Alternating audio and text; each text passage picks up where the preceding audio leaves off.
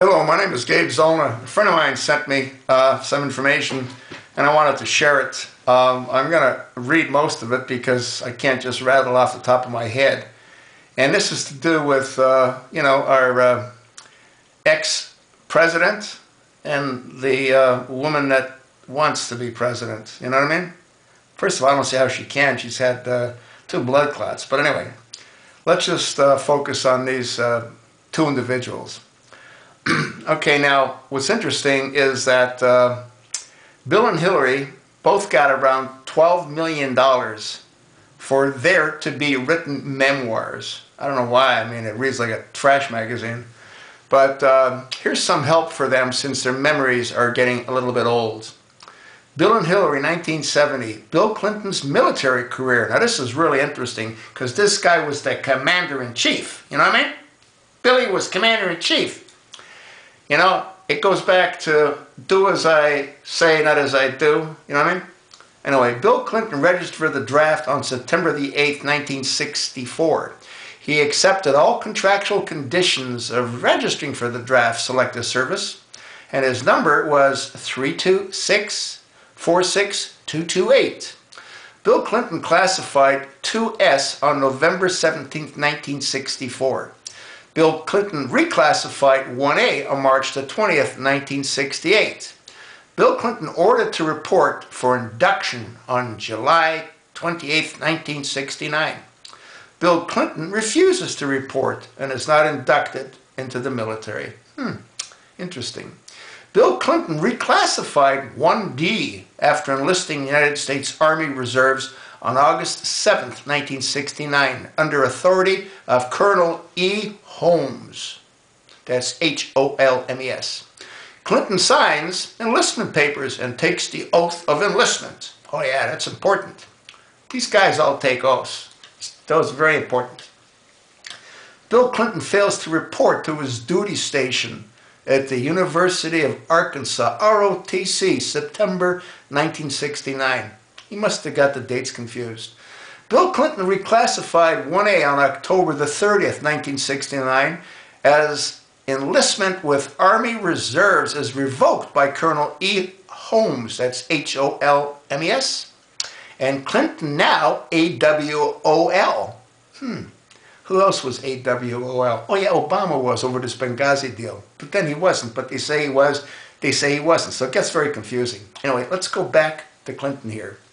Now, he's subject to arrest under Public Law 9040, in parentheses 2, in parentheses A registrant who has failed to report remains liable for induction. Bill Clinton's birth date lottery number is 311. That was drawn December the 1st, 1969, but anyone who has already been ordered to report for induction is ineligible. Bill Clinton runs for Congress, 1974, while a fugitive from justice under Public Law 90-40. Bill Clinton runs for Arkansas Attorney General, 1976. At the same time, he's a fugitive from justice. Bill Clinton receives pardon on January the 21st, 1977 from President Carter. You know, the Peanut King? You know, he's a whacked-out Democrat. Anyway, Bill Clinton becomes first pardoned federal felon ever to serve as President of the United States. Now, that's something to write about. All these facts come from Freedom of Information requests, public laws, and various books that have been published and have not been refuted by Clinton. After the 1993 World Trade Center bombing, President Clinton promised that those responsible would be hunted down and punished. Yeah.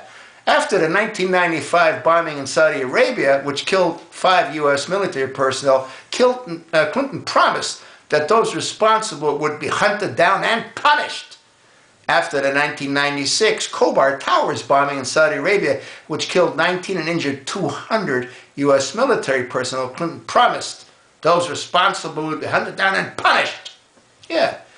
After the 1998 bombing of the U.S. embassies in Africa, which killed 224 and injured 5,000, Clinton promised that those responsible would be hunted down and punished. It's incredible, isn't it? Commander-in-Chief, yeah. After the 2000 bombing of the USS Cole, which killed 17 and injured 39 U.S. sailors, Clinton promised, again he's promised, that those responsible would be hunted down and punished. Maybe if Clinton had kept those punishments, an estimated 3,000 people in New York and Washington, D.C. who are now dead would be alive. Think about it. It is a strange turn of events. Clinton gets $8 million, that's to Hillary, for her forthcoming memoir, and Billy Bob, he picks up a cool $12 million. It's unbelievable. Anyway, it's just unbelievable. Now, this was signed by Commander Hamilton McWhorter, W-H-O-R-T-E-R-U-S-N, retired. Yeah, so, you know, I mean, what this really tells us is that, you know, you can really become something when you're a fugitive in this country. Or, like in Obama's case, when you're not even a citizen in this country. It's just amazing. I mean, it's just totally amazing. If you like this piece of information, and again, this was sent to me by a friend, send it to your friends. So if, you know, Hillary does try to run in 2016, which I can't believe that she will, but if she does, just remind them, you know, Billy Bob. I mean, he should have been in the joint. Anyway, it is what it is. They're all jokes, aren't they?